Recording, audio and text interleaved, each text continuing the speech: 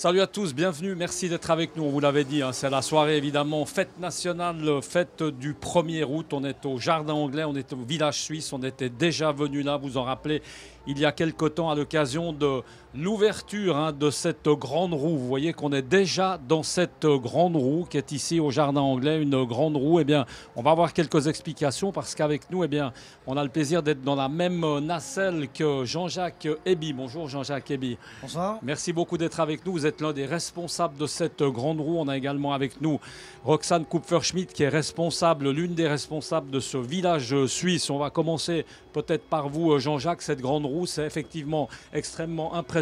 Il a fallu Direct News, je ne vous cache pas, pour me faire monter dedans parce que c'est vrai qu'autrement, je n'y serais pas forcément allé. Mais c'est impressionnant, on s'y sent bien, on se sent en sécurité. C'est vrai que c'est quelque chose de solide, qui ne bouge pas trop. Jean-Jacques, on peut parler un peu de peut-être des conditions météo. Ce soir, c'est des météos quand même un peu capricieuses, à peine agitées. On peut utiliser cette grande roue.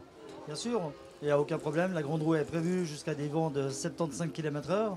À partir de 75, on est obligé de sortir les personnes et de fermer la roue pour des raisons de sécurité. Mais sinon, au-delà de là, on s'arrête. Là, depuis que vous êtes sur place, ça fait quoi? Ça fait à peu près un mois et demi, Deux mois bientôt oui. 2 mois. On a dû, parce que là, il nous semble qu'il a fait grand beau tout du long. Est-ce que vous avez dû souvent, justement, interrompre, j'ai envie de dire, les festivités à cause du temps, justement? Alors, sur les 2 mois qu'on a vécu jusqu'à présent, 2 soirs, on a dû éteindre vers les environs de 22 heures. Mais Autrement, ça bouge. sinon, En tout cas, ce soir précisément, soirée du 1er août, il y a une belle affluence, il y a une belle fréquentation. C'est un peu tôt encore pour tirer un bilan, puisqu'on a dit que ça va durer jusqu'au 2 septembre, sauf erreur 1er ou 2 septembre. On peut quand même dire que pour l'instant, cette grande roue a un certain succès. Alors, il y a beaucoup de gens qui la trouvent magnifique. On a beaucoup de félicitations au niveau de toute l'infrastructure de la Grande Roue. On est très content à ce niveau-là et le public aussi. Donc, Vous avez l'habitude parce que vous faites en fait le tour, vous n'êtes pas qu'à Genève. Comment est-ce que ça se passe concrètement, cette grande roue? Ensuite, après Genève, elle va se déplacer. tout à fait. Après le 2 septembre, nous partons directement à Zurich pour une grande fête qui s'appelle le Knabbetschüss. Et après, on va aller à Lucerne, à Bar. On fait tout le tour de la Suisse. Qu'est-ce qu'elle a comme particularité technique, si on veut dire quelque chose d'un peu technique? Alors c'est 48 mètres, là on est plus ou moins à 48 mètres au Là, moment on est où tout on en haut. parle. Là, on est effectivement aux 48 mètres. Et il y a 190 tonnes de matériel, 7 transports. Les nacelles, c'est intéressant parce que vous avez tout prévu. Il y a Oui, des nacelles. alors il y a 36 nacelles, dont une équipée pour les chaises roulantes et une gondole VIP pour les gens qui veulent être séparés, tranquilles, avec la bouteille de champagne pour Et 4 ça, personnes. ça a du succès. Oui, on a cette eu nacelle. une demande en mariage, on a eu des gens Ah qui ouais, sont c'est venus sympa, faire ouais. 2-3 soirées. Ça, Alors, oui, voilà. écoutez, si on veut faire une demande originale, Roxane, comme ça, tu sauras peut-être où te marier. C'est vrai que ça peut être une idée un peu plus originale que certaines autres destinations. On va passer peut-être le micro. Merci bien. Merci Jean-Jacques. J'avais envie de dire, vous restez avec nous, mais là c'est un peu compliqué de toute façon de ne pas rester avec nous parce que vous n'allez pas sauter de la nacelle. On le rappelle, on est juste à 48 mètres et puis on remercie comme souvent Mickaël Guyot qui est à la caméra et qui se régale, là je peux vous le dire, parce qu'il y a le jet d'eau qui est juste derrière là, avec des couleurs tout simplement magnifiques. C'est vrai qu'on n'a pas forcément l'occasion de voir Genève tous les jours à 48 mètres de hauteur. Roxane, on va s'intéresser à toi. Merci d'avoir patienté.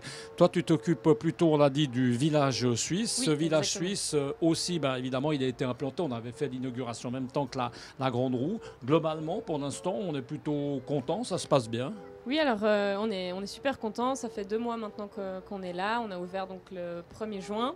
On est là jusqu'au 2 septembre, tout comme la roue. Et un bilan positif avec une météo très clémente cette année, donc on profite. On peut parler peut-être, et pour la grande roue, et pour le village suisse, on peut parler des heures d'ouverture. On nous a souvent posé la question, hormis ces problèmes météo dont on a parlé, si tout fonctionne bien, ça commence... Alors le village suisse ouvre à 9 h et la roue ouvre à 13 h. Et jusqu'à Jean-Jacques, la roue, on peut en faire jusqu'à quelle heure le Jusqu'à soir jusqu'à minuit et demi alors. Tous les jours jusqu'à Tous les jours, minuit et demi. Et le week-end, nous ouvrons à 11 h du matin.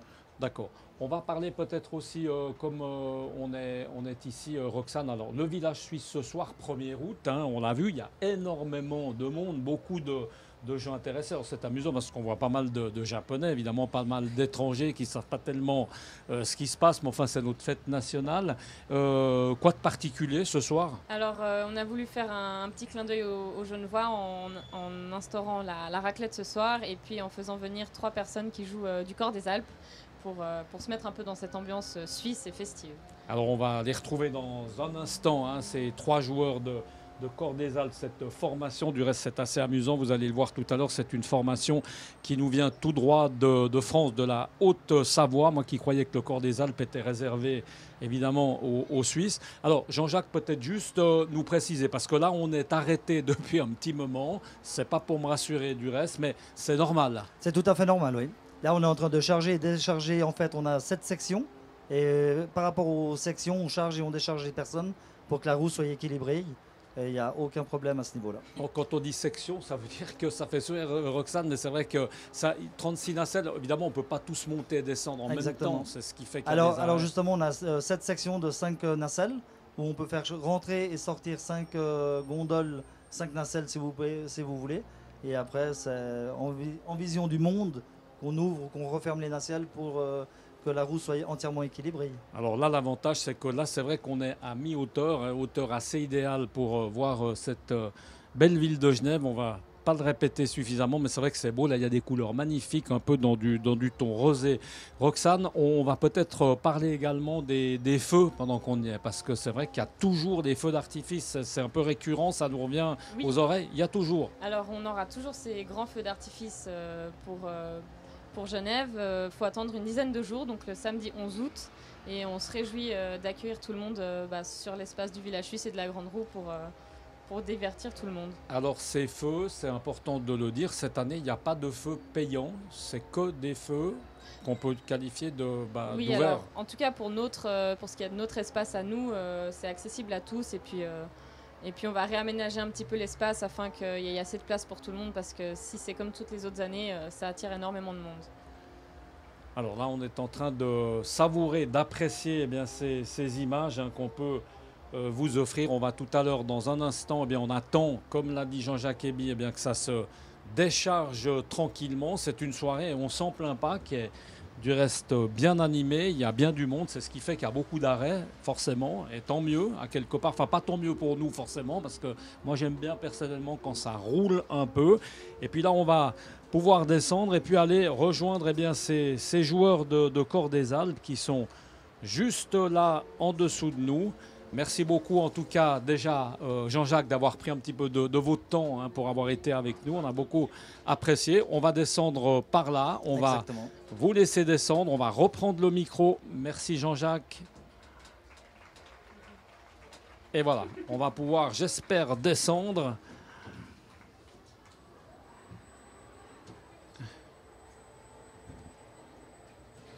On va laisser passer notre caméraman Michael, merci beaucoup. Voilà, et puis on va sans plus tarder aller à la rencontre de ce trio. On vous l'a dit, c'est un groupe de Corps des Alpes. Et particularité, mais ils vont vous en parler mieux que moi évidemment, c'est un trio de Corps des Alpes qui nous vient de France voisine. Et vous allez voir pourquoi, parce qu'il y a une bonne raison pour laquelle ils viennent de France voisine. Ça n'est pas un hasard. Alors on va aller les interrompre. Là, vous voyez qu'ils ont déjà le carnet de notes. Alors, je prends le micro à Roxane. Voilà. Bonsoir, messieurs. Bonsoir. On va vous prêter un petit micro en attendant. Bonsoir, messieurs.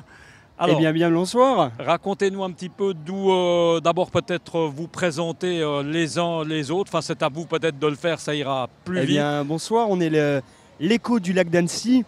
Alors, ce soir, on est 3. Il y a Robert Scotton, il y a Roch Montesinos et moi-même, Alexandre Jousse. Alors, vous dites ce soir on est 3, ça veut dire que vous pouvez être des formations un peu plus complètes encore que ça? Exactement, on est un ensemble à géométrie variable, même si principalement on se produit entre 3 et 4 joueurs de Corps des Alpes. Alors, c'est vrai que ça peut être un peu surprenant d'avoir, parce que moi dans mon esprit, le Corps des Alpes était réservé aux Suisses, aux Armailles, aux bons vieux suisse. Ce n'est pas le cas, mais on est très content d'avoir nos amis français. Comment se fait-il que vous soyez là ce soir et qu'on n'ait pas peut-être par exemple des Suisses tout simplement? Alors tout simplement, le Corps des Alpes tient son nom de la grande chaîne des Alpes. Donc il y a également des Italiens qui jouent du Corps des Alpes, des Autrichiens, des Allemands, même des Slovènes. Pas réservé aux Suisses alors. Et bien sûr, il y a des Français. Et les Français sont très appréciés, surtout grâce à leur répertoire, qui est un répertoire bien sûr traditionnel. Mais aussi, on innove beaucoup, nous, en France, au niveau du Corps des Alpes, au niveau des mélodies plutôt insolites, si je puis dire. Alors, ce soir, effectivement, aussi, on peut imaginer que peut-être que les bons vieux Suisses, on va les appeler comme ça, étaient assez pris, puisque, évidemment, le 1er août, tout le monde veut ces formations. Eh bien, écoutez, certainement. Et nous étions aussi pris toute la journée, mais nous avions encore un créneau ce soir. On finissait à 20h, donc pour être ici à 20h30, c'était parfait. Ça se pratique en amateur, en professionnel? Comment est-ce que vous... Alors en France, bien sûr, il y a une pratique amateur qui est assez développée, pratiquement autant qu'en Suisse. Et puis on a aussi une pratique professionnelle. Nous sommes tous les 3 musiciens professionnels. Là, on vous voit avec votre carnet de notes. Ça, c'est quoi? C'est du solfège? Alors ça, c'est tout simplement nos partitions. Et nos partitions servent tout simplement à faire des mélodies. Puis on a toutes les voix qui sont écrites. Et donc on a plusieurs morceaux. Et puis notre répertoire s'étend des choses traditionnelles. Combien de morceaux dans ce répertoire? Alors là, on a une petite 50aine de morceaux là, sur ce carnet. Et puis on en a aussi d'autres. Alors, qu'est-ce qui fait qu'on a l'impression, pour un néophyte dont je fais partie, qu'est-ce qui fait qu'on a l'impression que finalement, c'est vrai que ça se ressemble un petit peu tout? Enfin, ça, c'est pas forcément votre avis. Alors, c'est un si, peu bien ça sûr, quand même. on a forcément... on entend forcément des choses qui sont un peu semblables quand on entend certains ensembles, puisqu'on a des mélodies qui sont lentes, la deuxième est encore plus lente et la troisième encore plus lente. Il y a aussi le fait que le Corps des Alpes ne possède pas autant de notes qu'un piano, ni une trompette ou un violon, mais tout simplement 16 notes. C'est une harmonique naturelle. On dit que c'est les 16 plus belles notes de musique. D'accord. La base, c'est le souffle, c'est l'intensité. La base, c'est le souffle. Et puis, il y a principalement 3 choses. Il y a l'air qui va produire la note, enfin qui va servir à produire une vibration.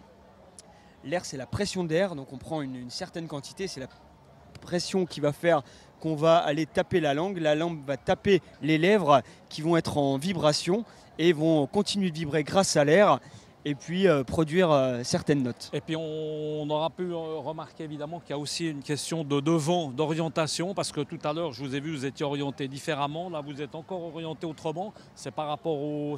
Eh bien écoutez, effectivement on ne va pas jouer contre le vent, on va jouer avec le vent, et puis autant que le vent emporte le son à des kilomètres si je puis dire, et puis on va tout simplement jouer un petit peu là où on a envie. Tout à l'heure on a été dos au lac pour le public, et puis là on a envie de regarder ce coucher de soleil magnifique sur ce lac Clément. C'est somptueux. Ces trois corps des Alpes, ce sont les mêmes ou ils ont tous des sons différents? Ces 3 corps des Alpes sont exactement à l'identique. Ils sont fabriqués par le même fabricant.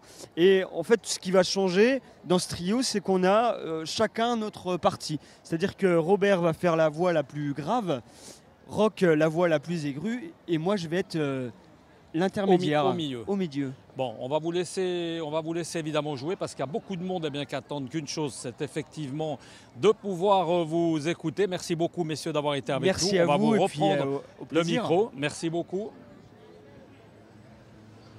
Alors on va se quitter sur ces quelques notes de musique. Vous l'aurez compris, on est toujours jardin anglais à l'occasion de la fête nationale, fête du 1er août. On est ici au village suite. On vous laisse apprécier ces quelques notes de Corps des Alpes et à très bientôt. Ciao.